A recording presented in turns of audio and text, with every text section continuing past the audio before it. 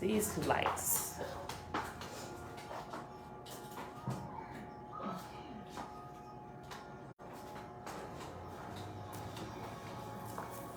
Yeah, that's a little better.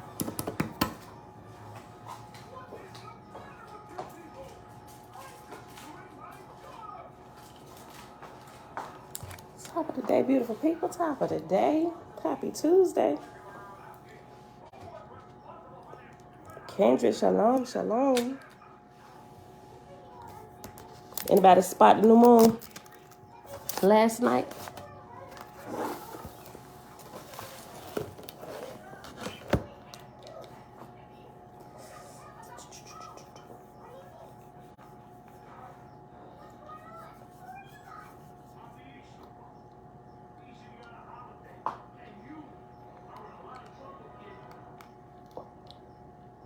Okay. I was looking for it. I didn't see it, and we were out bike riding till late night. Actually, before the sun started setting, we were out. And I was watching for it, but I didn't see it. So I checked it. I checked some of the people I know that normally check it as well and post it, and nobody that they saw spotted either. But also I checked it again this morning. It still hadn't been spotted, except for in Hawaii. From what I can see, only Hawaii was able to spot it last night. It was cloudy. Everybody else reported, they said it was cloudy. They really couldn't see. And here in Virginia, and I want to say it was Blacksburg, they said they couldn't see it without binoculars, right? So, but you have to be able to see it like with your eyes, not with help of machinery and stuff, because you got to zoom in, and then it could be deceiving because on a really bright day, you can see even at a new moon before the moon gets any of its light. On a really good clear day, you can see the disk in the sky without any light in the moon, right? So the rule, I guess the creator's rule, when you can see it with your eyes, that's when you call it, right? Not with your eyes and binoculars or telescopes and stuff, because it distorts things and it might be off a little. So at least that's my understanding. Kendrick, trying to learn the moon cycles. I didn't see it though. Yeah. You know what? Somebody asked me, was it you? Somebody asked me yesterday. I saw the comment. I actually saw it pop up while I was out bike riding. I just forgot to respond to it. They asked if I could share some material. Was it you, Kendrick? Somebody on YouTube asked if I could share some resources I have on the moon, and the cycles and everything. Set apart. Shalom, shalom. Trina, hey girl, hey. Nay, shalom, shalom. Honestly though, there's not a lot of resources that I use, with the exception of the book of Enoch. The book of Enoch, chapter 72 through 82. For the first part of everything, aside from understanding what the moon cycles are, and I just kind of YouTube those. And if you look at them enough, everybody's kind of like saying the same thing about the moon cycles, and you can download like the moon app, and you will see, because the moon cycles, they never change, right? So just like we know the moon is full of light, that's probably one of the easiest ones to remember, full moon, right? That's the middle of the month, the 15th day of the month. That's one of the first ones I learned, but some people actually think the full moon is the beginning of the month. I'm like, I don't even understand how they could even begin to come to that teaching. I don't know, but I didn't really have a lot of resources other than the scriptures that I found in the Bible, and really my study of the book of Enoch, along with actual observation, getting outside and actually tracking, like literally tracking day by day what I was observing. And it was lining up with the book of Enoch, but there are some things. There's a portion of the month where I still haven't quite figured out yet, at least where I was living at before. When the moon, it's like the moon disappears. It doesn't disappear. What I'm assuming is it's changing the gate that it comes in and out, which is why I could no longer see it for a couple of days, like right over my house. But I noticed during that period of time, when I noticed that she disappeared, I'd had to actually get in my car and drive to probably about 5 minutes away from my house to actually see her. And I'm like, that's really interesting. And every couple months it would do that. I'm like, okay, so let me go back. Okay, so I'm thinking that because I tried Googling it or whatever, maybe I just wasn't putting in the right terms. But I noticed when the moon disappeared, when she should be visible in the sky, I realized it changed positions, or like I said, it changed the gate that it entered into. But she was visible, like I said, like 5 minutes away from my house going towards, I want to say, the north direction.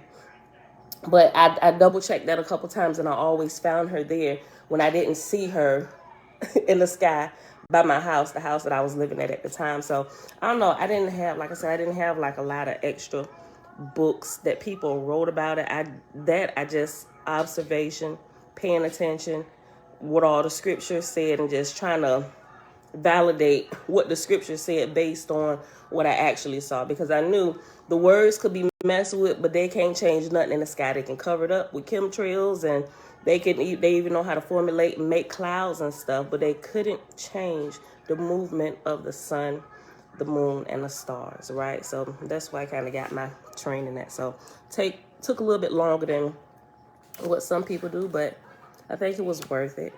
So Amanda, Grand Rising, Elisha, Grand Rising, Mom, Shalom, Shalom, Hannah, Shalom. You saw it on Sunday? Where you at, Hannah? Where you live?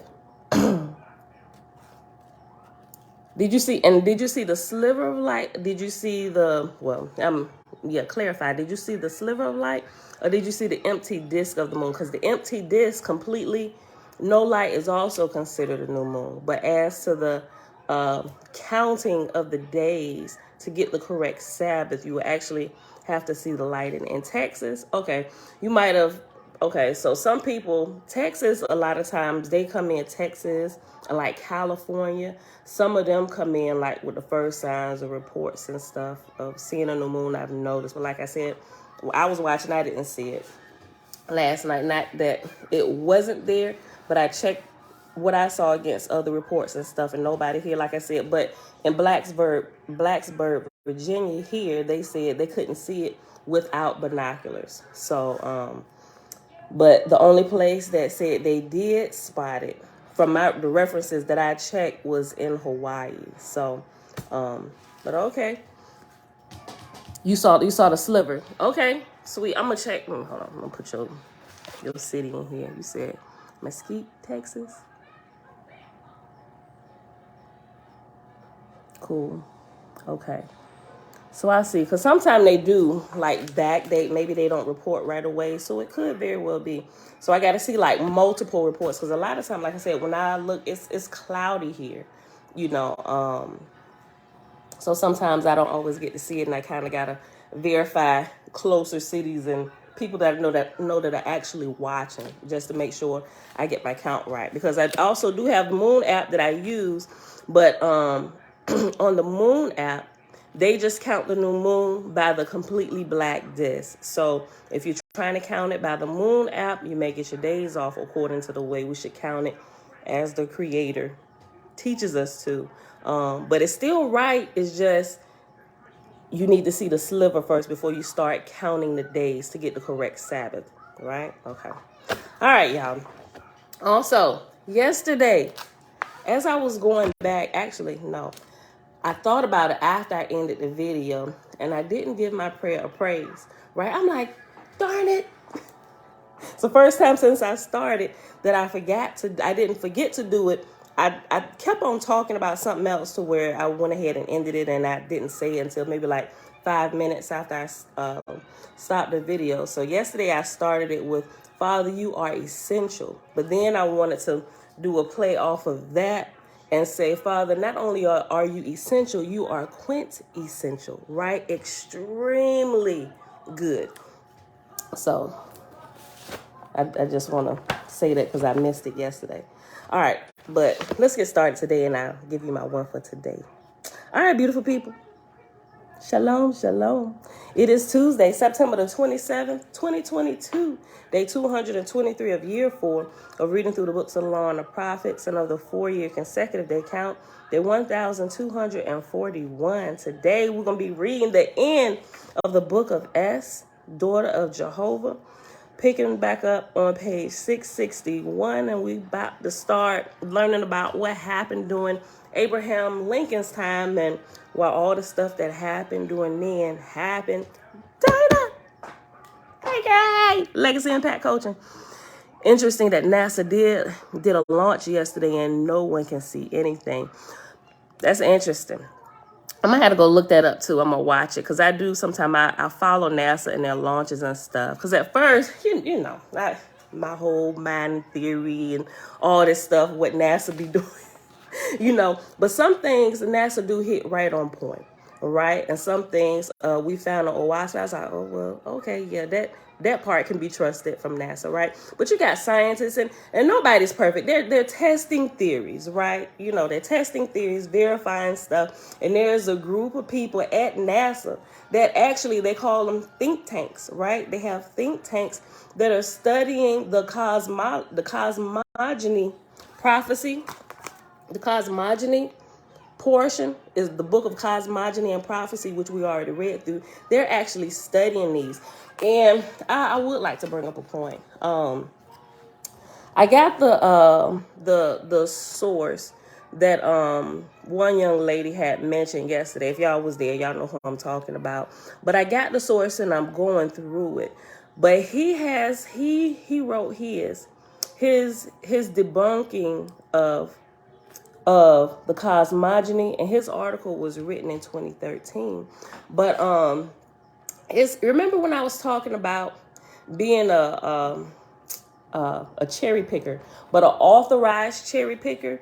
While reading through his stuff, and I understand some of his research and everything, but to really understand and not to take out of context what Oahspe was saying, you have to at least read it through to understand what is being said, right?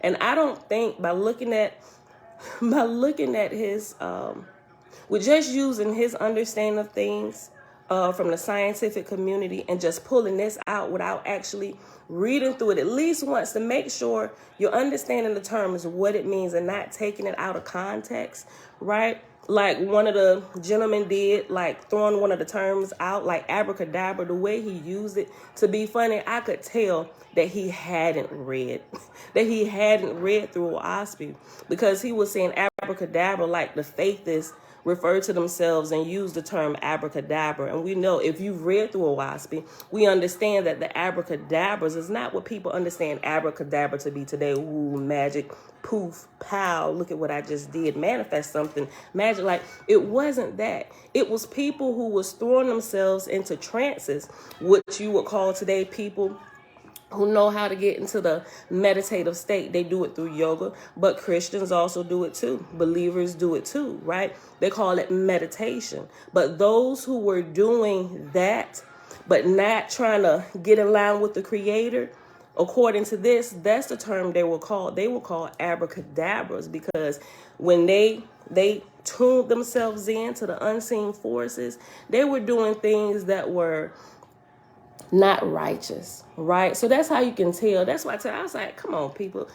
If we're going to have a good conversation, at least read through it once. Just like I'll take the time. You require me to read through the Bible, I will. And have done it multiple times a year. I probably done it more than what some people would care to do, reading it through 4 times a year, once every 90 days, right? At least read it through. If we're going to have a good conversation, make sure we can keep everything in context. Then we can really go over the information. But I said that to say, the gentleman with his article that did the debunking of this, first of all, just by reading through what he said, I could tell he hadn't even read it through once, because some things that he was talking about, he was taking it out of context. Like, I'm like, you really didn't understand what that was talking about. And even coming from the scientific field, right, and some of the terms he was looking at, if you would go in a scientific community, like gravitational pull and all those different things, like I said, when you read through Oahspe, it gives you like the definition of things, to whereas when we're looking at things today and the language and the terminology that we use today, you have to be able to line up the terms because it was called something different here. Like, people are having a field day with the term vortex. I'm like, y'all completely, you're misunderstanding what's being said. It's just because new word and I don't understand and making fun of it. I'm like, until we understand and get on the same page about the terms, we can't even really discuss this for real, because you're not understanding it as it was written, right? And things are being taken out of context, and then it just becomes foolishness to me, right? So at least let's make sure we understand the terms. Okay, biblical terms mean this is okay.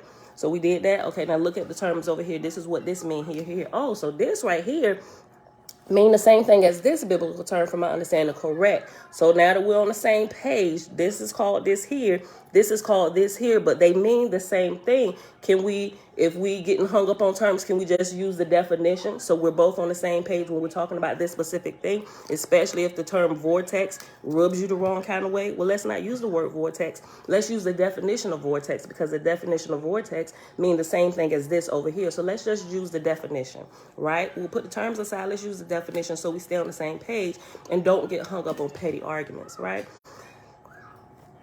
It's just my take from this. So those who have that article, I would say go a little bit further than that, just that one resource. You have that one resource that's debunking it. When you have actual think tanks, people at NASA, people still at NASA today who are studying the cosmogony and prophecy section with the terms, and they're even breaking down the terms of this is what we use today. And I'm like, that's simply all people have to do. Like, if people who don't even profess to believe anything, they know at least to do that, to do good research, how much more should we be?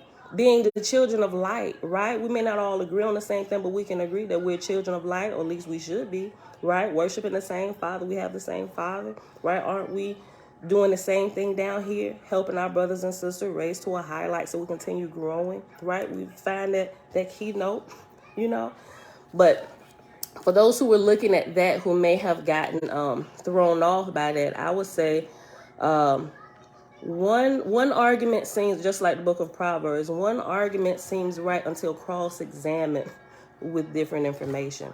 So now you got to get all the information that's talking about this and weigh them carefully. What's the title of the $5 book? Yeah, this is the $5 book, right? It's called Cosmogony, and the subtitle is Oahspe Science, right? And there's some scientists, right? And you can tell what they did. It's from their notes of research, pulling out the things from Oahspe, lining it up with the scientific things. You can tell because I'm gonna show you. The printing of this book, it's not the best quality and crisp and clear like books should be. And you can tell, even if you look down towards the bottom, you can tell that this book was created. It was compiled with his typed notes, because down, if you look at the page numbers at the bottom, you can tell this was another page and this was his page number 1. And so down here, it's the numbering for the book, but you can tell that his notes were copied, which is why the print quality is, it's not the best, but it's still legible. It's still readable. But you can tell, if you look up here, you can see his page number. So this was copied from his notes and his research, right? And it's way more that he has that hasn't been compiled into this. But it's really interesting. I'm just saying, before you draw your conclusion on what the truth is or not, what the truth is or is not, at least get all the information that's available and actually read it. Read it through, right? And go through and do some little research on it, right? Before you come to your conclusion. That's all I'm saying, right? So the article, if I had come across that article that they gave and had only looked at that, I might feel some type of way and call it garbage too. I really would. But I'm glad when I actually start reading Oahspe, I think I'm able to get through it because I didn't approach it the way that I see some people doing now, right? Because they're making petty arguments over who wrote it, who penned it. And they're looking at those people instead of just looking at the information on what's in there, right? Because all the things that they're saying about the author of Oahspe can be said about the author of the Bible, right? None of us here are perfect, but it's the information that's flowing through them that should be tested, right? I completely believe that. So when I came across it, I didn't think to go researching the author of it. The most I knew about the author, and this could fall in the same line of what I just said, when you have one source and not knowing something else is out there, you could feel some type of way. You could have a biased opinion, right? But I think I'm able to have an unbiased opinion about it all, especially with the author who wrote it, because when it was recommended to me, I looked at it and I didn't really go looking around for things to debunk this, because I really wanted to know what it was. So I started reading it from the very beginning, going through the introduction, the preface, all of that stuff, right? And I learned about this. So some of the stuff that people are bringing out about the author, I didn't know about. But I'm reading through it. I'm like, well, okay, you can't argue with that. That's true indeed. That portion of their life happened, but it still doesn't negate that the information that's in the book is true, because this stuff has to be tested by the Spirit, right? It has to be tested by the Spirit of the Creator. And if you are a child of the Creator, you're light of His light, you will bear witness to the truth that's in the book, regardless of who gave it, right? It's the same thing in the church. You have some pastors who start off right, and then somewhere down the line, they get all tripped up, and now you look at their life, and it don't look like anything like the person you once was, when this information, which was true information, that people are really building and living their lives on, you don't even reflect that same person you used to be. Now, how you got there, we don't even really know. How you got off, we're still trying to find that out, right? So we see this everywhere, right? And sure, it's a recent book, but even the KJV, they said. Now I'm looking at all the points, like really looking at this, right, taking in all the information, and I'm like, well, they got a point, And they said, well, this is, oh yeah, it may have some true stuff in it, and it's good true stuff, but they just took it because the man traveled all over the world, and that's true indeed. But didn't JC do the same thing? Didn't he do the same thing? And they compiled it. Matter of fact, didn't they tell you this is how Constantine compiled the Bible? They took good pieces of information from all the religions and made it one book to make the one world religion.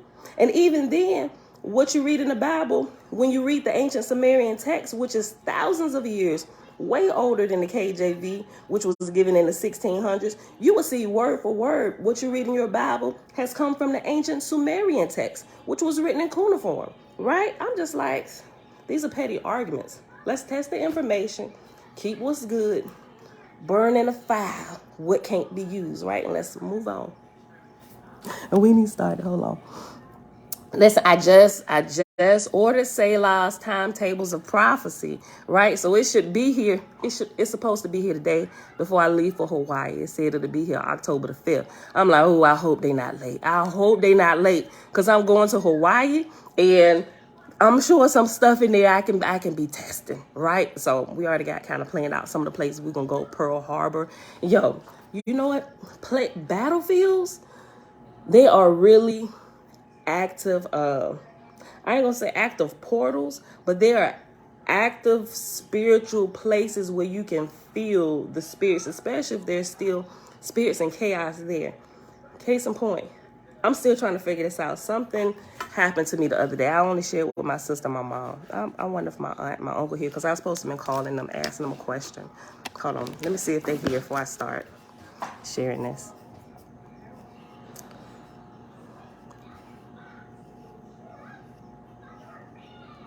Auntie, you here? Belinda Brown. Or Uncle JB. I know sometimes y'all might be watching. Just ain't said nothing. Maybe I'll wait. I think I'm gonna wait. Okay, belay my last. So I'm gonna share that with y'all. Some real spiritual activity that happened when me and my husband was out, even so much that my husband felt it. He's like, let's back up. Let's not even go down this street. Okay. All right, so I'll come back to that. It's crazy how hypocritical they are when it comes down to the penmanship of the book, but accept other information from other books that come from the same so-called. I know, right? So that's where growth comes in at, right? So I don't necessarily really like to argue with people that think that way, that still think that way, because I can clearly tell there's a little bit more growth that happens. And to me, that's like, I get on my older children a lot. I'm like, my 19-year-old, sometimes my younger ones, like my 9 and 10-year-old, will want to argue with him. And I'm looking at him like, why are you even entertaining them, right? I said, you're 19, they're 9 and 10. Why are you even arguing with them, right? Your perception of this is completely different from what they can see with the understanding they have. I said, so it's pointless. Do not argue with them, right? And that's how I feel. If you can tell somebody has a lesser understanding than what you have in your research, sometimes it's fruitless to argue with them because they just will not see, so that's the way I like to kind of look at things. Not any disrespect to them, because they're not at the level I'm at or understand the things that I currently understand, because I used to be there. I had to come through that level as well. So I just kind of try to keep the peace, and if we can't come to an agreement or whatever, okay, let's agreeably disagree. We don't need to become enemies over this, right? We just not at the same places. Okay, y'all, let's get started. Page 661 in the book of Acts. What we had? I didn't ramble for 27 minutes. Yeah, right. I like that. Oh, Auntie, you here? Okay, let me ask you this. Is your husband standing beside you? Is your husband standing beside you? Is he working?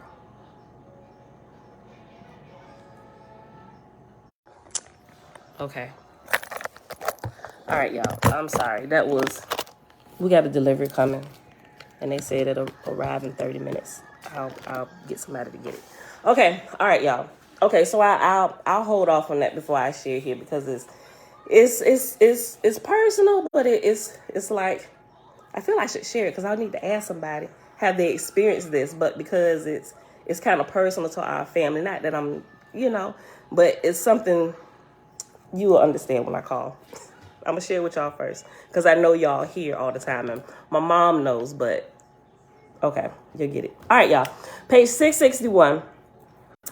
Page 661 in Book of S, Daughter of Jehovah. We are at chapter 20, and the subtitle of chapter 20 is Jehovah Overthroweth Slavery in Guatemala.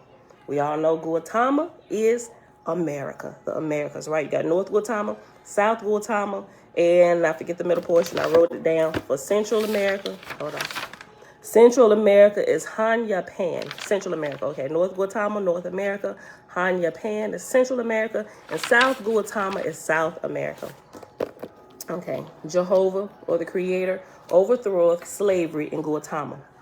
As said, in the olden times and in the eastern countries, Jehovah began his revelations. The western continent he left for the finishing thereof. Now, when God looked abroad over Guatemala, he saw 4 million people in bondage as slaves, and he saw that they must be liberated. And so God inquired of the chief mathematician in the holy council, one Oahspe, saying, who of all the kings of earth hath the greatest number of slaves? And Oahspe said, Xerxes, who dwelleth in Yopagah in Atmosphera. We're familiar with Xerxes, right? That was during Queen Esther's time. And Oahspe said, Xerxes, who dwelleth in Yopagah in Atmosphera. God said, send thou a heavenly ship for him, and for 1,000 million of his angels, and send also for the Argosian Leonidas, and for 1,000 million of his angels. And when they are brought here, they shall descend to the earth to these barbarians and liberate their slaves. Oahspe saluted and departed, giving his instructions to the heavenly marshals, who at once sent ships and messengers as directed. God then said, I will now recall the Ashars, who hold guard over these mortals, and for a season they shall dwell in Drusian darkness. And this was accomplished, and straightway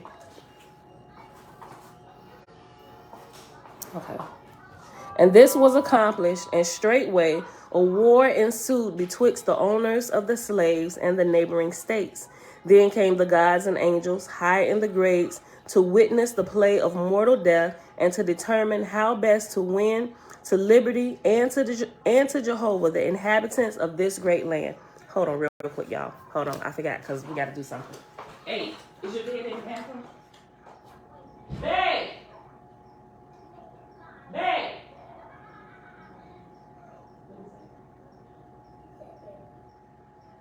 They'll be here in 20 minutes. Value City. We gotta make sure everything's out the way, so they can set our stuff up. In my bed? No, not yours, just ours. All right, take that through there. Okay, I'm sorry, y'all. Okay. Page 661. And let me just go back. Verse 6. God then said, I will now recall the Ashars who hold guard over these mortals, and for a season they shall dwell in Drusian darkness. And this was accomplished, and straightway a war ensued betwixt the owners of the slaves and the neighboring states. Then came the gods and angels high in the grades to witness the play of mortal death and to determine how best to win liberty and to Jehovah. What you say? Value City, they're bringing our bedroom suite.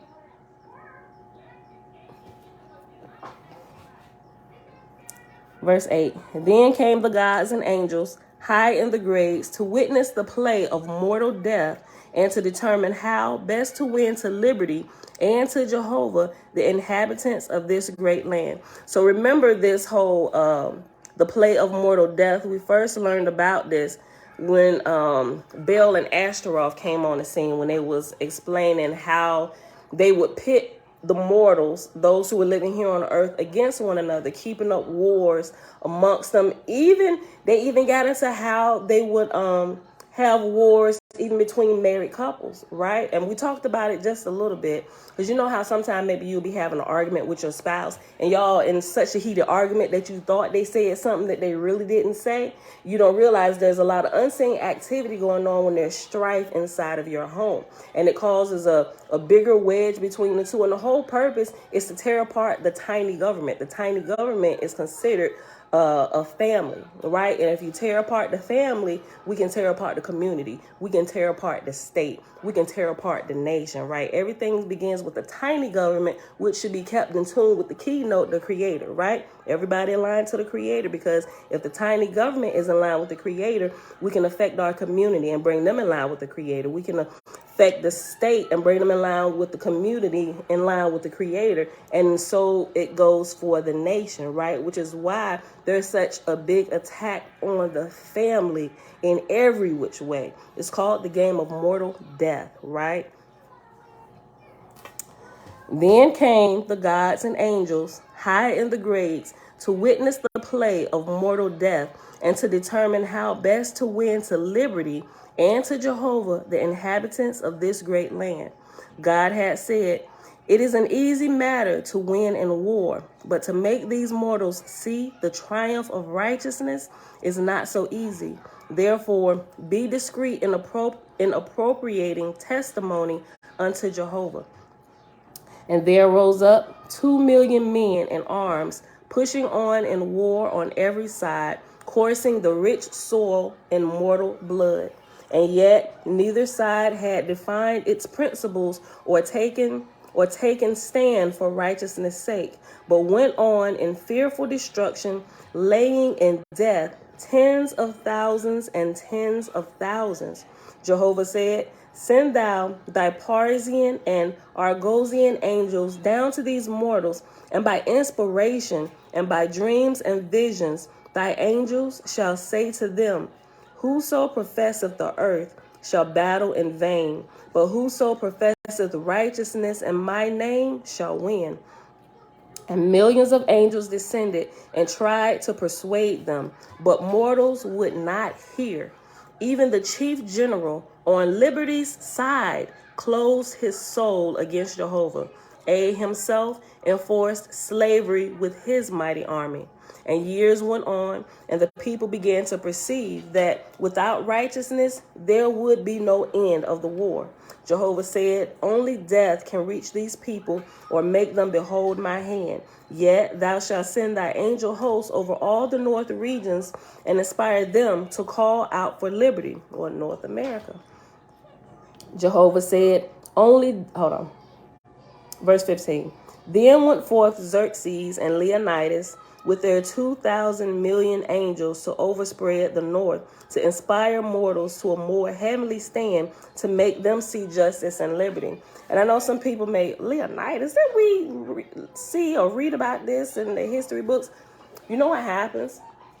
When we allow those who are unrighteous to tell the story first, and they put it in movies, and they put it in books and fiction and Greek mythology, that's the mindset everybody gets, and they think everything is completely missed. So when they hear the name, they're already triggered to have their heart set against the truth, right? So before we even can do that, we got to go through and break up all the fallow ground, all the misteaching and understanding of names and all of this stuff before they can even begin to hear the truth. Like I just said, even those on liberty's side close their souls to Jehovah, close their souls to the Creator, right?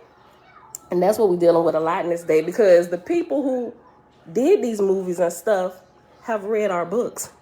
They have some of the manuscripts that they take and they what's the word, malign or misalign for, let's just call it wickedness sake, to further keep people in bondage and in slavery. They take it and they use it first, because we don't have access to it unless you're connected to the Creator. And then the Creator will begin to teach you, and sometimes we're not able to like, hey, so the Lord just told me, right? People think you crazy. Oh, you're hearing voices now, right? And it could be the truth. So you got to be careful with the information that the Creator gives you, especially if you're not in a position to actually go pull out the truth of these things, because a lot of us that get the truth, we just have to wait a lot of times until somebody in that position, something breaks on the news, didn't I tell you? And then you call the prophet. But the Creator told you it's been true all along. We just didn't have access to these things, right? Now, say if somebody in the Vatican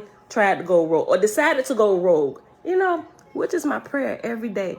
And a lot of stuff, especially when they break a lot of stuff, especially that's been repent in Oahspe, because it's ancient information. It was just repent given to John Nubero. Just like Ezra, when he had lines of angels recalculate or retelling him the story, and his scribes was rewriting it. It's the same history that they pulling from ancient days, which is why you will see some of that same stuff word for word found in the Sumerian text, right? It's the same thing, but we don't really have access to go get it, and we have to kind of wait for time to pass. And then people will see, a lot of times they don't believe us, but say somebody else in the Vatican, you know what? Yeah, Jesus was black.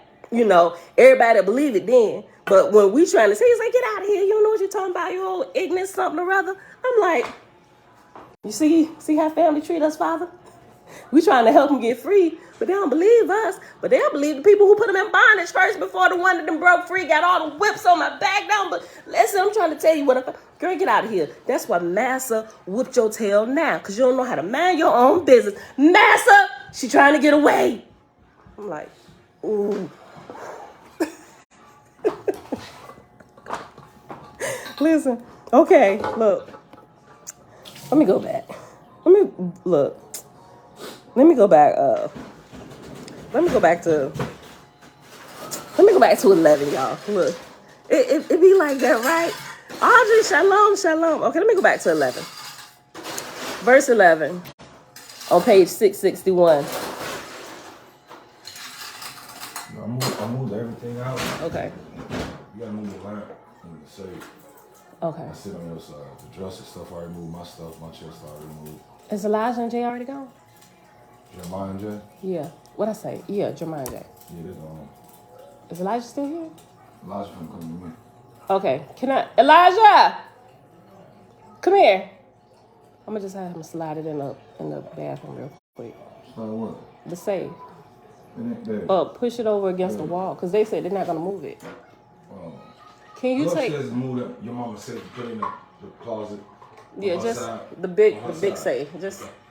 And her, just move her lamp over to the side. Thank you. Okay, page Could have 6. just sat in front of it. I mean, it ain't no big deal. But it probably need to do put our bed together. Yeah. Okay. Well, I'm gone. All right. Love you too. Okay, y'all. Page 661, verse 11.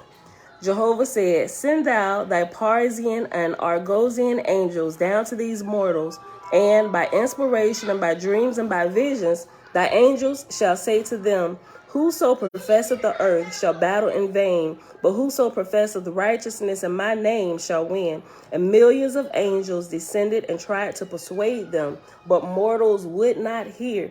Even the chief generals on liberty's side closed his soul against Jehovah. Himself enforced slavery with his mighty army. And years went on, and all the people began to perceive that without righteousness there would be no end to war. Jehovah said, Only death can reach these people or make them behold my hand. Yet thou shalt send thy angel hosts over all the north regions and inspire them to call out for liberty." Key shalom, sis. Verse 15, page 661. Then went forth Xerxes and Leonidas with their 2,000 million angels to overspread the north, to inspire mortals to a more heavenly stand, to make them see justice and liberty. And for 100 days these angels dwelt with mortals, but many mortals were too gross in the earth to comprehend. Then Xerxes came to New York. And hence, and before they were using, if I'm not mistaken, they used other names, but they translated to like the current so we can understand. It was the New York in Guatemala, what we know today as New York. Then Xerxes came to New York and took hence the guardian angels, those of holiness, and he left the city in the hand of Druhas. And at once the city was plunged in hell, and all the people were as a mad people, wild and fearful. Y'all should start paying attention to the atmosphere of different places you go, right? Because it's certain what we term as principalities and powers, or we call them druges, right? Or the creator's host. You can tell when there's a lot of spiritual activity and what side the activity comes from, right? Okay, so after hell, and at once the city was plunged in hell. After hell is reference letter J. We hop over to page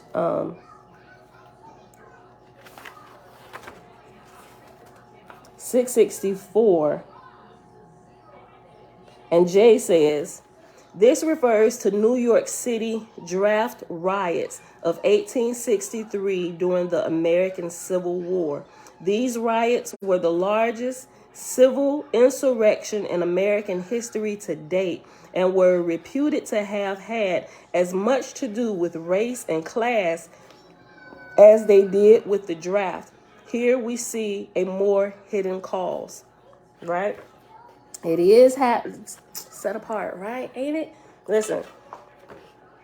Okay.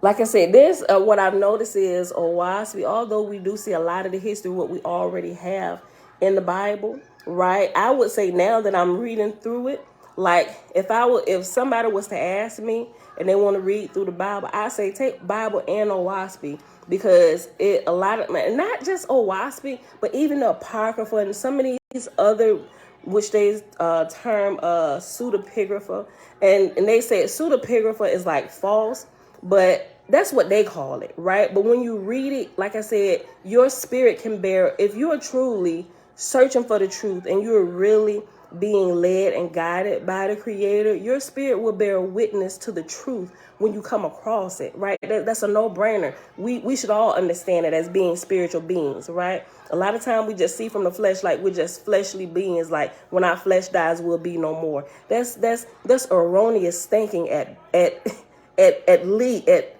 Y'all get it, right? It's erroneous thinking, right? Because we never die. We are eternal beings, right? And for this realm, we have this vehicle. We never die. But our spirit will bear witness to the truth. So when we read it, we realize this is not false information. Why would you label it false, right? It's just the narrative they want the masses to believe it is. It'll help keep down the insurrections, really, right?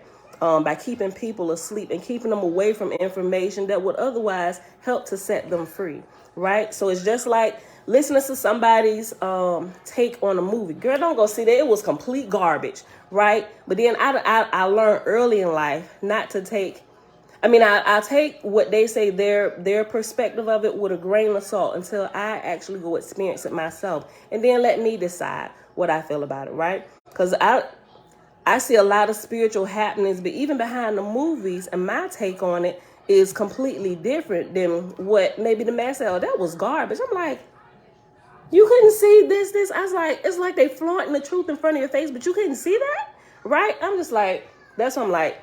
You can't really listen to anybody else. That's why you have to go taste the pudding yourself. Taste the pudding yourself to see if it's garbage, if this should be thrown away, right? Or wait a minute, okay, I can taste a hint of, or whatever. Y'all get what I'm saying, right? It's the same thing with the information. You have to read it yourself before you take somebody else's narrative or their perception or their comments about it overall, right? Okay, I'll be mindful to look out for that, right? But then take what they said, go sit it on the shelf, right? And then you go read through it yourself, right? And then you come back and you begin to assess it before you look at what they said, right? Because it's their perception.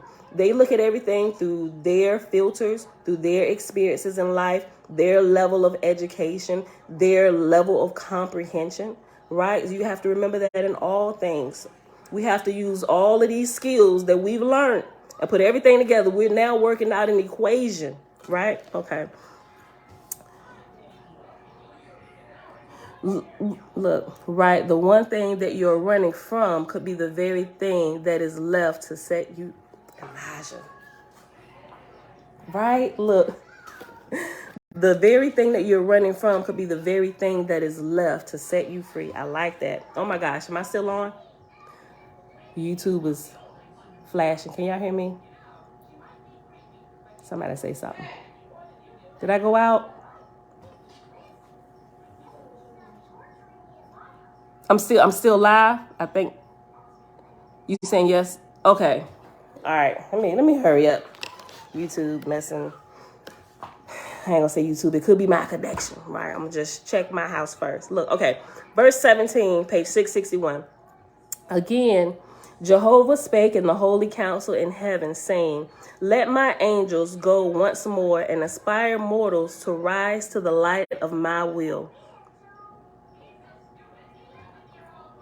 Again, verse 18, again, the angels overran the land, inspiring mortals day and night to demand freedom for the slaves. And the ambassadress of Jehovah said to her inspiring host of angels, number ye the mortals, north and south, as to their majority voice for freedom. Now, when the gods numbered the mortals and graded them, they discovered the majority had turned to freedom's side. Jehovah said to his ambassadress, take thine own inspiring host and go down to the earth, to Washington, the president, and hold this matter up to him, that he may understand me. For he is not bound in doctrines, for which reason my angels made him president, and for this purpose which I have in hand. Okay, so now there's a couple references after Washington to the president. Take thine own inspiring host, go down to the earth, to Washington, the president. After president right there, it's reference number 11. And down at the bottom, it says to Lincoln. The 1882 edition used Lincoln, and the 1881 edition substituted with the president. All further substitutions of the president for Lincoln are not footnoted. Right? Okay, so this is to go down to Washington or Washington, D.C., right? Go down to Washington, D.C. to the president. Talking about at this time, this was President Lincoln, right? And remember, while these things are happening in the spiritual realm, there's a fallout happening on the physical realm where we can see that's been recorded in history books, right? This is what's happening that caused the fallout of what we see here. And then after for which reason my angels made him president is reference letter K. And I'll come back and I'll reread 20 again, but let's go to K. K is on page 664, and K says, hold on, H-I-J-K, okay. K says on page 664, my angels made him president. The implication here has been the case throughout the book, is that the angelic overshadowing will, unbeknown to us, manipulate the political process when it suits their purpose. Asha becoming king is only one of numerous examples of this throughout history, and it is obviously still so. Events on earth are being constantly influenced by the spirit realm, whether by Jehovah's angel host or by false gods and spirits of darkness. As above, so below. Holds true today and forever, even though we as mortals have little awareness of it. It is a humbling realization. Okay, so go back to page 662, verse 20. Jehovah said to his ambassadress, take thine own inspiring host and go down to the earth, to Washington, to the president, and hold this matter up to him, that he may understand me. For he is not bound in doctrines, for which reason my angels made him president, and for this purpose which I have in hand. And it shall come to pass that the president will hear thee, and he shall resolve in his own mind unto freedom for the slaves. But he will seek for some external sign, fearing he may have mistaken angels that minister unto him. But I will provide a way for this end also. And the angels of Jehovah went to the president in a vision, like a dream, and they called unto him. And it has reference number 12 after, and they called unto him. And 12 says, they said unto him, Lincoln, Lincoln, and he, that's the end of it, right? Okay. And back up to verse 22. And the angels of Jehovah went to the president in a vision like a dream, and they called unto him, and he answered and said, who art thou? And the angel said, such as come in Jehovah's name for freedom's sake. Behold, millions of his angels look down from heaven and would come to thy armies if thou wouldest but proclaim freedom to the slaves. Jehovah's hand is in this matter. The president awoke and was troubled with his dream. The next night the angels came again and retold their words and added thereunto the great majority of the country is ripe for this matter. Thou fearest this is but a foolish dream. Behold, we will give thee proof tomorrow. Okay, son, love you too. Can you do me a favor? Can you open the blind so I can see when that truck pull up? Yeah, I'll get everything else. Yeah, you can. I appreciate it. That way I can see them. I normally, they already open, but I didn't open them this morning. Okay. Verse 25. The next night the angels came again and retold their words and added thereunto, the great majority of the country is ripe for this matter. Thou fearest this is but a foolish dream. Behold, we will give thee proof tomorrow. The president awoke more troubled than before, but remembered the angel said, we will give thee proof tomorrow. Jehovah said, I will make this matter a testimony to this nation, so that no man may gainsay it. And I will show also how my angels work singly and in mighty legions. Singly, okay. Gee, I know, right? Listen, listen, this the part, even if our Hebrew brethren and sister right, they don't believe nothing, like all this stuff, like this is something personal that we can understand as our particular race of people, right? Like our ancestors, we still have family members who was caught up in this, right? And it's passed down some of this history to us, and it's in the history books, right? Like, I'm saying, you gotta read it. Like, if we can't identify with anything else, when it gets to the Guatamas or the Americas, right, something should start clicking with us, right? But if you've already been pitted against the truth, I mean, what can we really do until the Creator allows for your eyes to be open, right? Sometimes I'm just like, well, we'll keep trying to wake them up, leaving breadcrumbs here and there, maybe, right? Look, listen. Hold on, where I go? Okay, I was at verse 27. I know, right? Man. The president awoke more troubled than before, but remembered the angel said, we will give thee proof tomorrow. Jehovah said, I will make this matter a testimony to this nation so that no man may gainsay it. And I will show also how my angels work singly and in mighty legions. Now, at that time, there was living in Washington a seeress. After seeress is number 13. And seeress down at the bottom says seeress, Nettie Maynard through. Right, so let's go back up. Now, y'all heard me.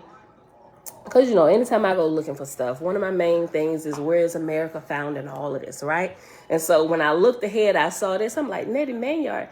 Nettie Maynard was a sister? She was a black woman? What? The president went to an old black woman to hear?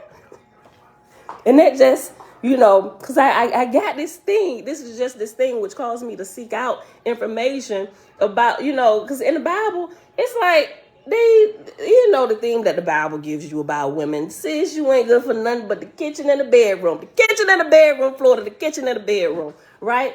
I mean, it's sad, but that's just the nature of things, right? And when I realized, although when I would pray and I would talk to y'all, right, I'm like, well, I just don't understand why your book make us seem like we're less than. And he said, you've never been less than. You're just as important and just as special as my sons. I'm like, well, okay, well, why the book don't say that? Right? He said, well, I didn't write the book. I'm like, well, shoot, what? You didn't write the book? I did not write that book. I'm like, yo. And I'm like, okay, Father, we're gonna see this all the way to the end, my G. Explain to me what you mean. And this is where I find myself today, searching on all the information. We're testing what everybody said against the truth of the current light that I have inside of me and what I know to be the truth. And I know I'm in line with my Creator. I may not be perfect, and I definitely don't know everything, right? But what I know, I know. What I know, right? And it's like, I can tell when something ain't right. So, but listen, y'all, this is good. Hold on, let me go back. Look, verse 28. Now, at that time, there was living in Washington a seeress through whom spirit spake in her entrancement.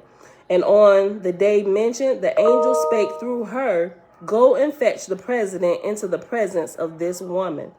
And after verse 29, it's reference number 15. And it says at the bottom for reference number 15, and Case, Kase, went to Lincoln, and the president was told him what was said. And the president was told him what was said. He went to tell the president what he heard, right? Okay. Yahweh Shalom. Listen. Now, at that time, there was living in Washington a seeress through whom spirit spake in her entrancement. And on the day mentioned, the angel spake through her, saying, go and fetch the president into the presence of this woman. And the president was told what was said. And when the president came, and after came is reference number 16, and 16 at the bottom says, and when Lincoln was before, let's go back up, verse 29. And the president was told what was said. And when the president came before the seeress, the angel of Jehovah entranced her and said unto him. Now, when the spirit of Jehovah entranced her, right? Let's not get all crazy about what this is saying. Hebrews says, hey, girl, hey, we see this in church. We see this with our brethren and sisters. They used entrancement. We call it being overshadowed by the Holy Spirit, right? Let's not get caught up on terms and what they're saying, because we still do this today, right? visions, speaking of vision or open vision, right then and there, they call it entrancement. But we like to pretty up. It's the overshadowing of the Father. Ooh, stop the garbage. Listen. Just thought about something. Oh, I'm going to keep going. Listen. And the president was told what was said. And when the president came before the seers, the angel of Jehovah entranced her and said unto him, we said we would give thee proof tomorrow. Behold, we repeat unto thee, Jehovah is in this matter. Save thou proclaimest the freedom of the slaves, thou shalt not succeed. Do thou this, and the enemy's armies shall melt away like snow in the sun. And after sun is reference letter M. Now, before y'all, I would recommend that y'all go looking into this, right?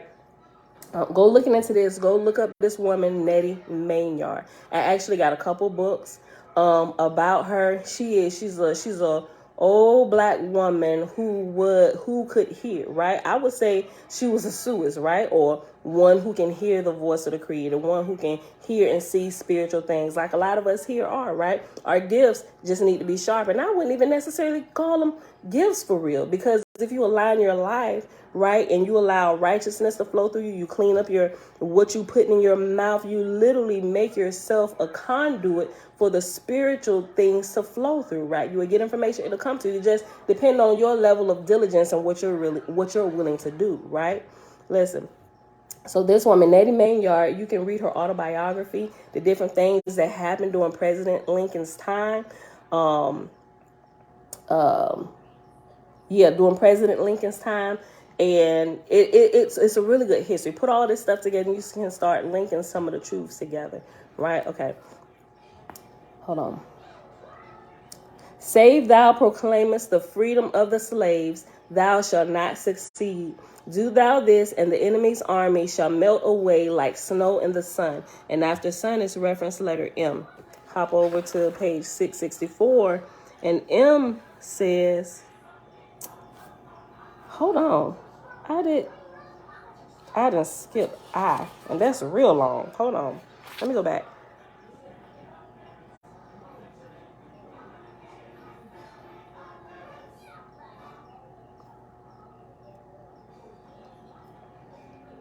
Where did I overlook it at? I definitely overlooked it because I know I didn't read this to y'all. Hold on, because we got to read this.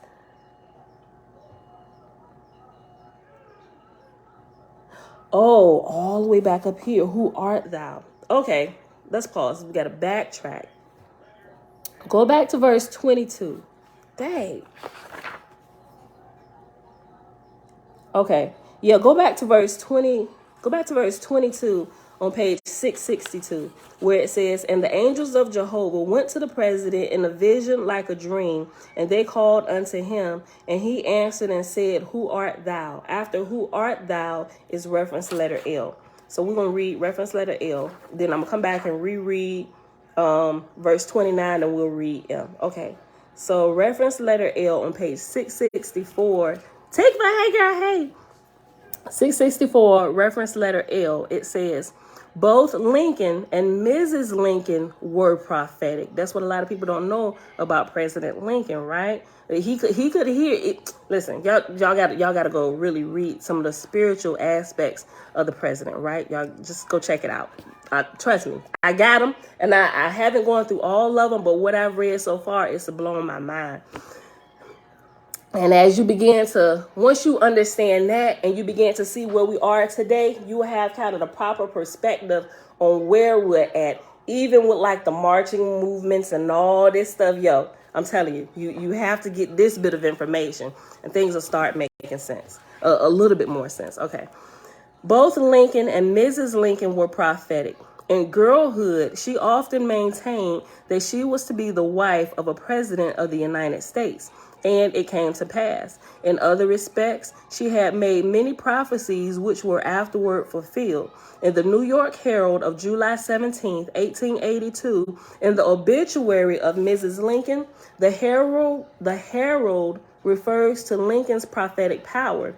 Quote, Just after the election, a singular circumstance occurred which once more brought out the gift of prophecy which Mrs. Lincoln possessed. Mr. Lincoln described it in the following language, end quote, quote again. It was after my election when the news had been coming in thick and fast all day, and there had been a great hurrah, boys, so that I was, and there had been a great hurrah, boys, so that I was well tired out and went home to rest, throwing myself upon a lounge in my chamber. Opposite to where I lay was a bureau,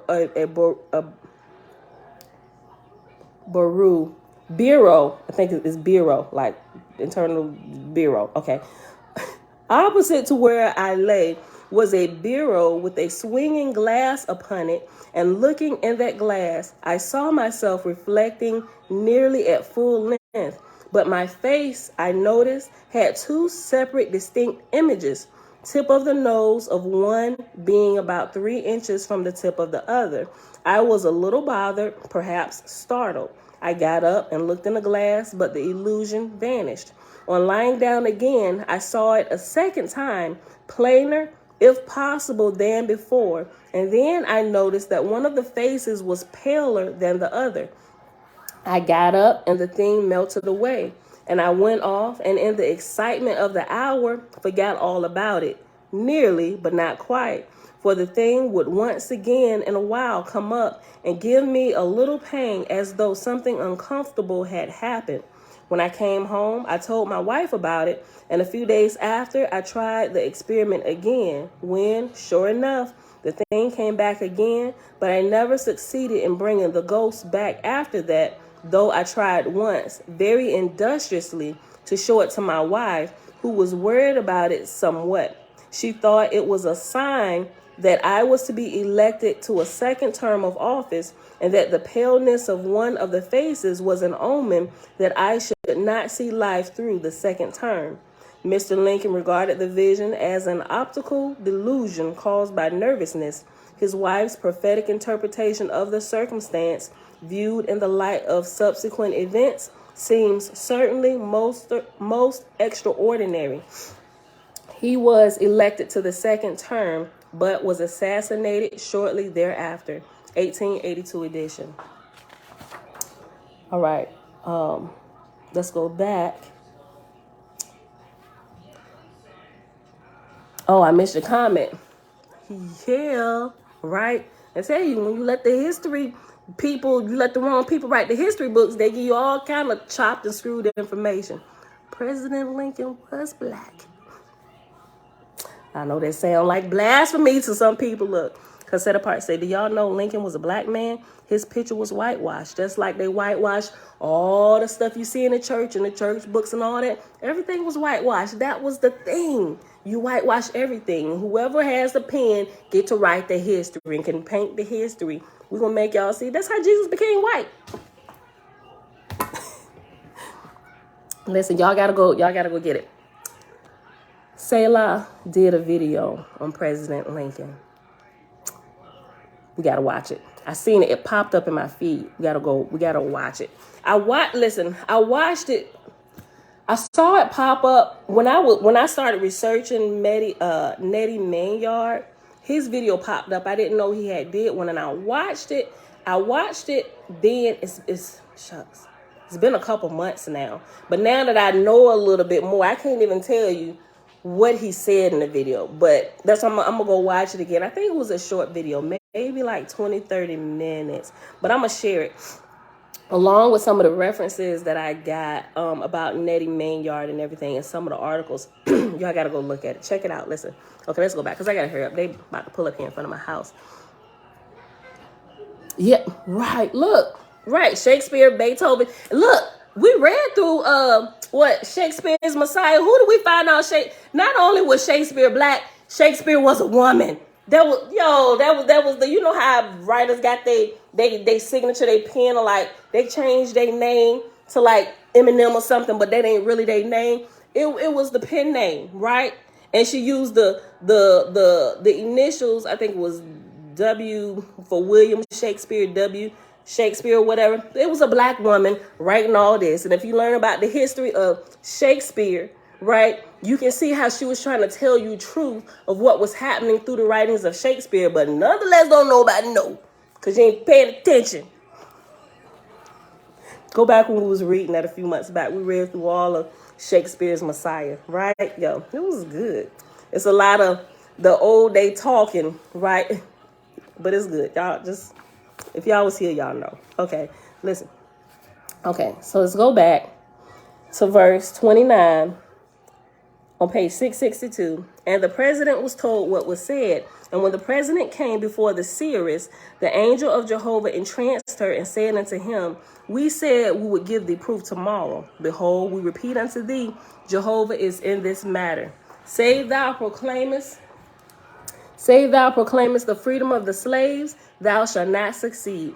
Do thou this, and the enemy's army shall melt away like the snow in the sun. And after sun is reference letter M. Hey, wait, did you already come in? No. I know I spoke to you. Well, this is your first time walking in the house? Yes, I'm speaking to somebody else. No, Leisha. Pam, I just pulled up. I ain't got time to play small. I gotta walk through it now. Okay. Leisha, I swear for Bob. What's me? Okay. All right. Reference letter M. Go back to page 664. Reference letter M says, all these events regarding Colonel Case, Nettie Maynard, and President Lincoln have been well documented in other sources, e.g., Between Two Worlds by Nandor Fodor and Was Abraham Lincoln a Spiritualist? Now, I have that one, Was Abraham Lincoln a Spiritualist? I didn't get Between Two Worlds. And now, if you got the book, you can see it here, but just for in case some of you are watching and you don't have the book, I'll put these references up here. And if I can find it on, well, I know Was Abraham a Spiritualist is on Amazon, but I'll look for this one. I'll put the links to Amazon in there, so if y'all want to get it, y'all can just go in there or whatever. All these events regarding Colonel Case, Nettie Maynard, and President Lincoln have been well documented in other sources, e.g., Between Two Worlds by Nandor Fodor and Was Abraham Lincoln a Spiritualist by Nettie Colburn Maynard. Also, the newspaper, the Cleveland Plain Dealer, ran a series of articles in 1862 discussing these events. With derision, they referred to Lincoln as our spiritual president. 1882 Eloist edition. Okay, so go back to page 662, verse 30. Oh, okay. Verse 30. The president's eyes were open, and he went straight away and proclaimed freedom to the whole 4 million slaves. All the black people in America, y'all, is free, right? That's what he's saying. That's what President saying. But we know some of that didn't get passed down to certain states. They didn't even know that slaves had been free for months. What? Our brothers and sisters is free in other states? We still here cleaning master house? Like, bro, what is y'all doing? Don't y'all know slavery, they were still trying to keep their slaves. Y'all know all the shenanigans. Listen, the president's eyes were open, and he went straight away and proclaimed freedom to the whole 4 million slaves. Xerxes said to Leonidas, thou great conqueror, thou shalt conquer me. And it has two references, 17, which at the bottom 17 says, again, thou great conqueror, thou shalt conquer me again. And then it also has reference letter N, which is the last reference on page 664, and it says again refers to the Battle of Thermopylae. The Thermopylae, where King Leonidas of Sparta led a small force of Greeks, most of whom were killed, and held back a large army of Xerxes the First of Persia for 3 days. Their sacrifice allowed the rest of Greece to organize and drive back the Persian army. Okay, let's go back.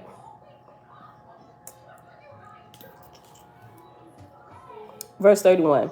Xerxes said to Leonidas, thou great conqueror, thou shalt conquer me again, right? Thou shalt conquer me. So that was, okay, so we know now Xerxes and Leonidas, they're not in flesh, they're helping from the Ethereal realms now, right? But when he said, thou shalt conquer me again, this was when they still had their flesh, which can be found in history books, right? Okay, let's make sure we're staying on the same page with what's happening. I'm sorry, I keep looking up. We got a delivery coming, y'all, and we almost done. Xerxes said to Leonidas, thou great conqueror, thou shalt conquer me. Take thy 1,000 millions angels and go with the armies of the north and inspire them on to victory. Give them such strength and courage as they have not before manifested. And as for myself and my host, we will go to the armies of the south, and we will inspire them to believe they are conquered, and so make them flee before thy soldiers. Thus, these great angel warriors allotted themselves to the war. And after allotted themselves to the war is reference number 18. And at the bottom, 18 says work. Allotted themselves to the work, to where it's been updated here in this version to allotted themselves to the war. And lo and behold, the northern armies ran forth over the enemy's country as if war were but play. And the southern armies vanished, disarming themselves and returning to their homes. The slaves were free. Jehovah said, let this be a testimony that this land, highlight this. And this is one of the things what I mean about the whole out of Africa thing, where they're trying to get you to leave the land. During this time, y'all had better keep y'all butts here. And I can with full confidence say that right now, with all that I've learned in the last year, y'all had better keep y'all butts here. No matter what they saying, Babylon gonna burn and all. I get it. I do. I get it. But y'all better stay here. Listen, I mean, you go travel or whatever, but I would say if you live here, keep living here. I mean, unless you're specifically told by the Creator, hey, I want you to go live over here for a period of time. Listen, the slaves were free. Page 662, verse 33. The slaves were free. Verse 34, Jehovah said, let this be a testimony that this land is the place of the beginning of the Cosmon era. There shall be no caste amongst my people. Verse 35, behold, I went to the Israelites, and in that day I said, keep yourselves as a separate people, for I had work for them, which was to travel westward and establish me, the All One. And they came westward and fulfilled my commandments, wherefore I have blessed them, which is why America is as blessed as it is. Some people may not look at it that way, but this is the most blessed of places. Why you think everybody trying to get in here into the great melting pot, right? Y'all got to think about all these pieces of this puzzle, everything that's happening.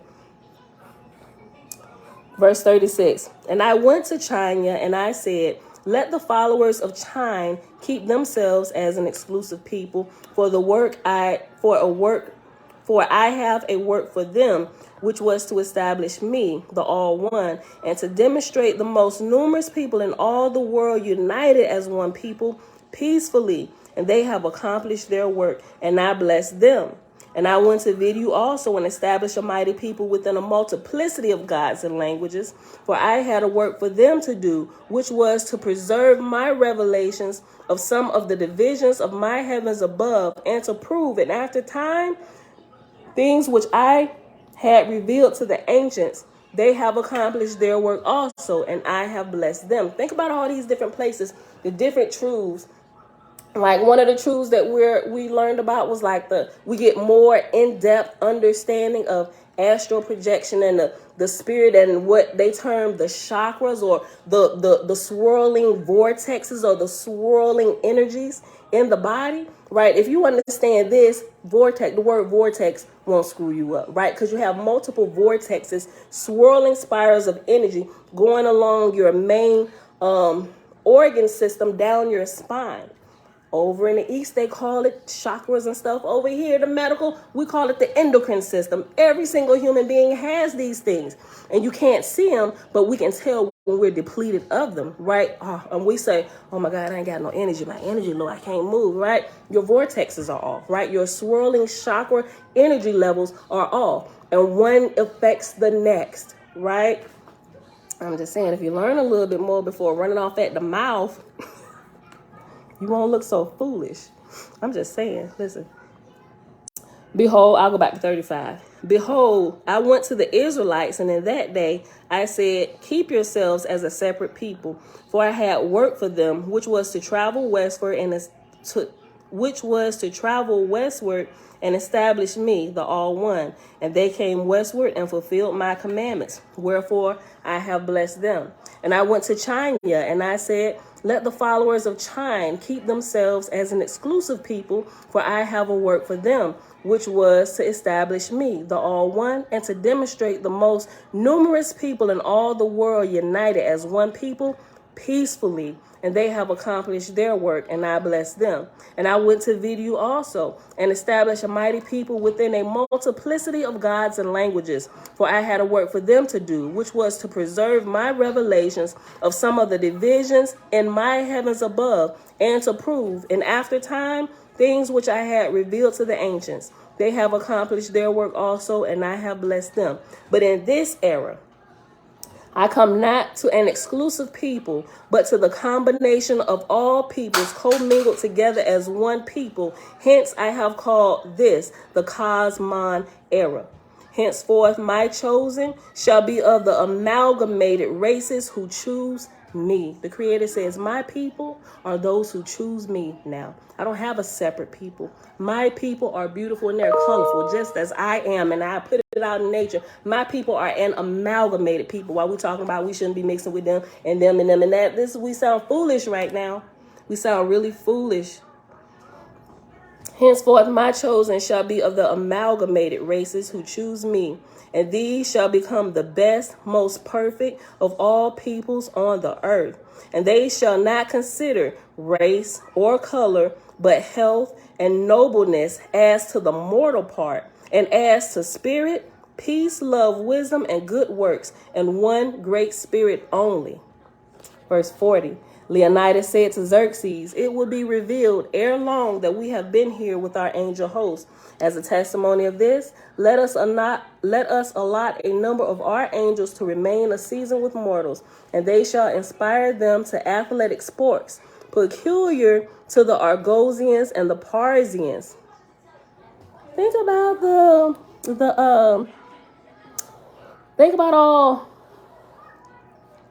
Think about the athletically inclined people, right? So after this is reference to letter O, right? Listen what it says. Hop over to page 664, and it says, perhaps this refers to the modern Olympic Games, right? Which is still going on today. Hold on one second. We're literally almost done. And two of them, go! Deshaun, hey, sis. Hold on. Clean up there.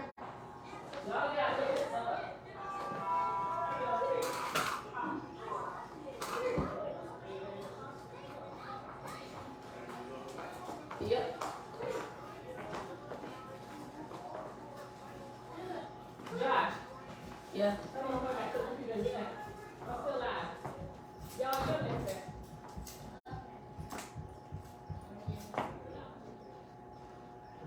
She'll be back in a second.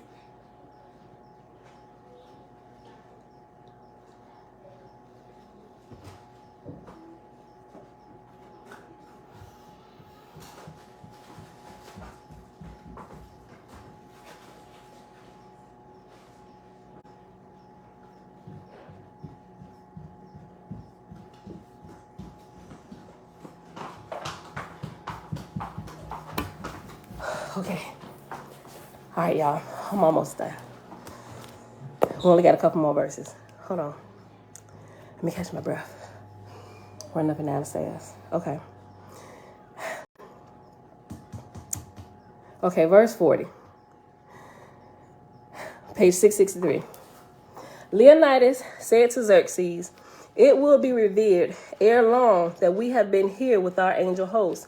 As a testimony of this, let us allot a number of our angels to remain a season with mortals, and they shall inspire them to athletic sports peculiar to the Argosians and the Parsians. To this Xerxes consented, and they asked for 600,000 angel volunteers, and they received them and officered them and distributed them in such a way that their inspiration should develop mortals in health, strength, and endurance by means of athletic games. Guys, get out the way.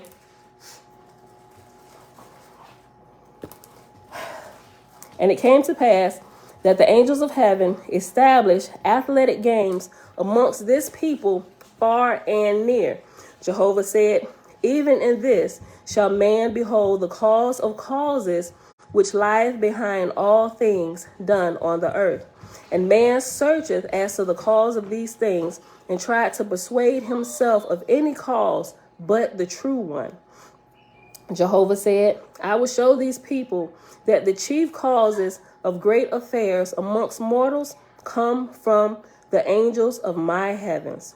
I come in Cosmon not to free only the corporal man, but the spiritual man, right? Because we've been kept in a lot of spiritual darkness. And by far, with all the resources that I have come across, aside from my own spiritual experiences and listening to some of the spiritual experiences and otherworldly experiences that other people have had, nothing has come even close yet. Not saying that it's the only one, but the one that I've come across as of today, right? I'm sure I'm going to come across more. But this is the only one that really talks about the deeper things of the spirit, which if we've had spiritual encounters, we can testify to the truth of that, right? Ain't no hearsay, because I've been experiencing some of these things since I was little, and nobody can really explain to me what has been happening to me, right? Listen, I come not in Cosmon, not to free only the corporal man, but the spiritual man. I raise my hand against the God being founded in their constitution. Read that again. I raise my hand against a God being founded in their constitution. Neither will I have them fight battles for me. The past is past. Angels and mortals shall be free. Last chapter, the ascent of the Etherian host, which is chapter 21, and it's 10 verses, and then we're going to pause. And it's actually the end of the book of Es, daughter of Jehovah, as well. Okay, chapter 21. Es said, God, Jehovah's son, was relieved of his arduous toils over the earth and her heavens, and his successor and the Lord's were duly crowned. Then the chieftainess and high gods and goddesses from the Etherian heavens prepared for the marriage of Jehovah's brides and bridegrooms. Okay, this just triggered something that I was asking yesterday, and thank you. It was set apart, and somebody else who sent me something on Chesivi and Athotes, right? I understand it a little bit more, right? I'm like, dog, it said that right there. It wasn't clicking with me, right? Remember we was talking about, and I think I was just missing it because everybody was saying it, but like I said, it wasn't clicking because of the last book in here, or what is it, the last book right before the glossary is the book of Orenothan, right? It says on page 768, the implication seems to be that Orenothan is the current Etherian administrator of Earth during the first arc of Cosmon, just as Spencer, Armes, and Lika were Etherian administrators of past cycles, right? Es in the book of Es just means spirit in general, and is not any person's name or that of any Etherian administrator. And so that's what it was. I'm thinking, I was getting the terms confused with the current God of the first arc of Cosmon, which we're in. And I was thinking she was, I was getting mixed up. She's not the God. The Etherian administrator is ones that are higher than the gods. The current God on the throne is the God of the earth and the heavens, but above them is the Etherian administrator, which it started to click as I was going through. I was like, oh, which is why every time there's a graduation of brides and bridegrooms, someone higher than the God. And a lot of times from what we've seen, it's always been a goddess, right? They're the ones that come and facilitate the graduation, and they go off with her to the Etherian realms. It's like the next level, which we don't get a lot of information about that, right? Because we have to master this down here. I'm like, okay, it makes sense. So thank you for y'all that said that to me.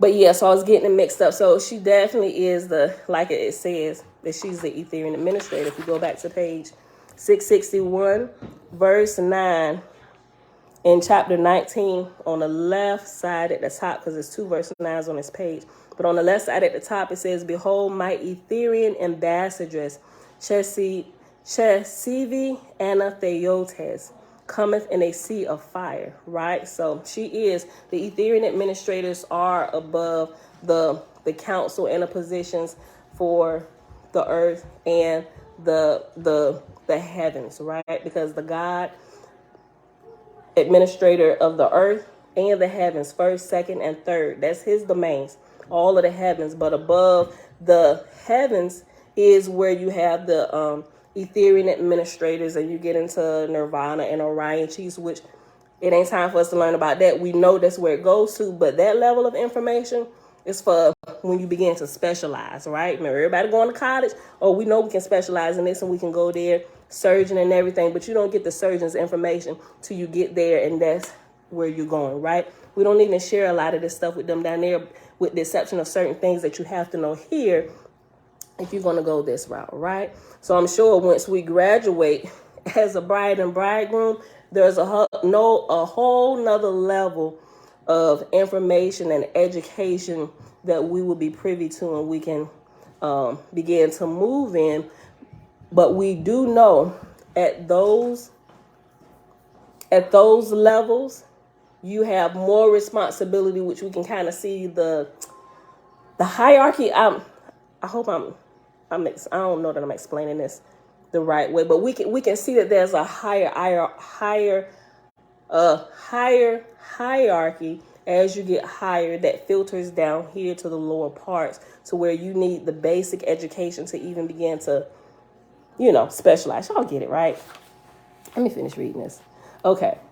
So this is just reminding me of that and what I was looking into. Yes, I was like, oh, okay, I get it now. I was confusing her. Like people were saying she was a current God, but she's not. She's higher than the God. She's in etheria, right? She's handling education and training and ruling higher than what we have here on the earth, and the lower heavens ain't even the higher heaven. She's above that. And that's why I was getting confused. So thank you for those of you who sent that stuff to me. Okay. And let me just read it again. Verse 1. Y'all good? This ain't out y'all way? Okay. Thank you. Okay. S said, God, Jehovah's Son, was relieved of his arduous toils over the earth and her heavens, and his successor and the Lords were duly crowned. Then the chieftainess and the high gods and goddesses from the Etherian heavens prepared for the marriage of Jehovah's brides and bridegrooms. And God and his lords and high officers called in all heavenly grades, prepared for the third resurrection. And there were in all 27,000 million brides and bridegrooms. Besides these, there were in paradise to witness the ceremonies more than 30,000 million angels of the lower grades. So accordingly, the ceremonies were accomplished in the usual form, and the brides and bridegrooms were conducted into the avalanzas, of which there were 11 in number. Then went in the Etherian host who had brought forth,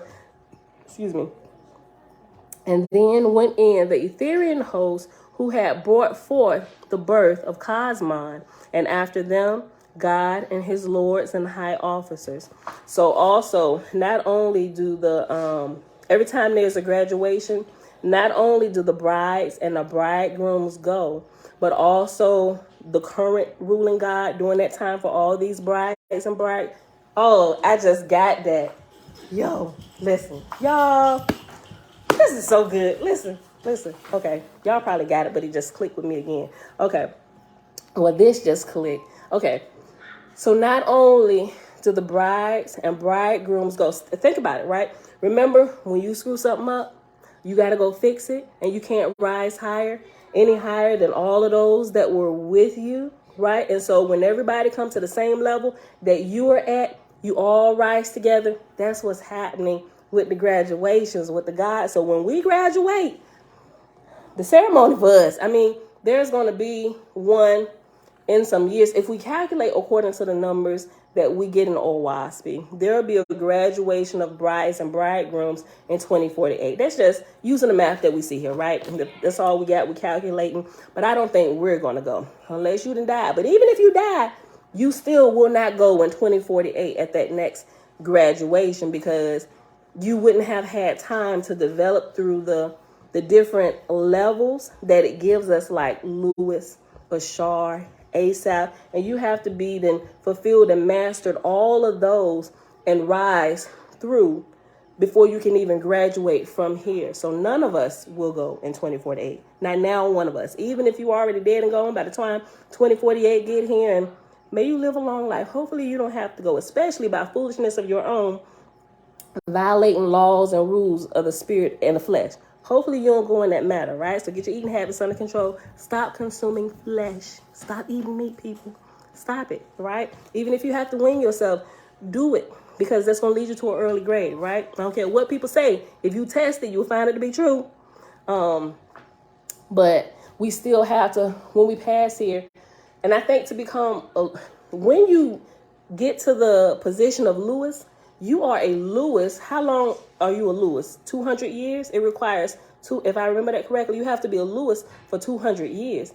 Ain't none of us going to go. We're probably in like they just let us fly in. They got the door open, bringing that stuff in.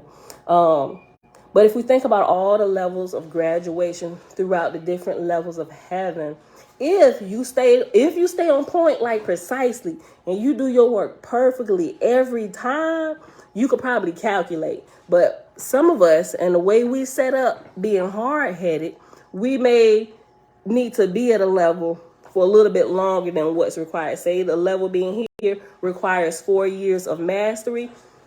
If you're perfect and you're an astute student, you might be able to stay in that 4 years. But if you're screwing up and you got to repeat some stuff, it could take you longer than 4 years before you move to that next level, right? So calculating all these things, maybe extra time you may need. If you do it perfectly, you may be able to graduate and use the numbers that they give us here. Calculate that appropriately. You can probably calculate when you may be graduating as a bride and bridegroom away from the earth, its heavens, into ethereal, right? You can possibly calculate that. But some of us, I don't think we're going to be there until like what we calculate here in time and years. Like currently we in 2022. I don't think we'll be at that level where we can graduate until we get to like the 3000s. That's just just throwing roughly, right? Just roughly. Could be a little bit soon. That's if you do it perfectly, right? If you do it perfectly, it could be in the latter 2000s, right? But this gets more exciting every day. Right. Clean up that temple, right? Look. Okay, let me hurry up and finish reading this. Okay.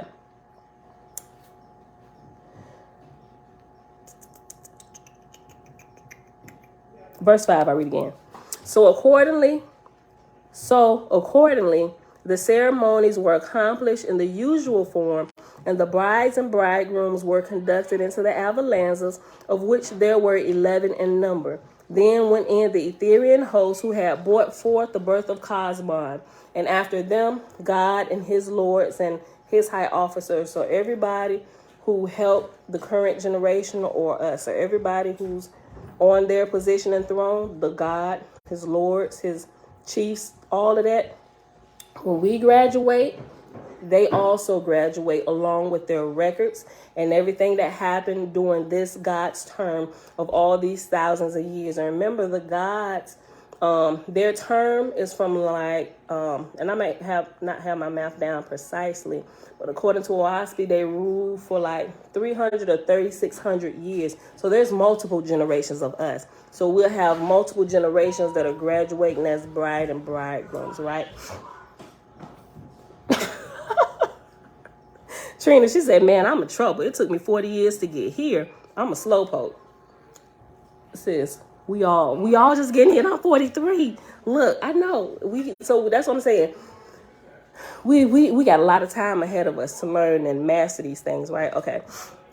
So when we go also, and so after this era of Cosmon, after the graduation of this, there's going to be another whole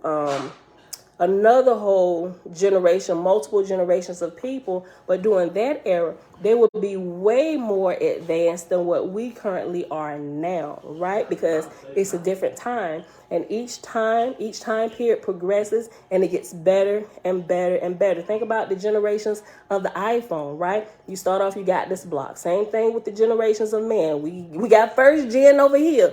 My great granddaddy was Gen 1, right? I'm Gen 17, right? And I'm a little bit better.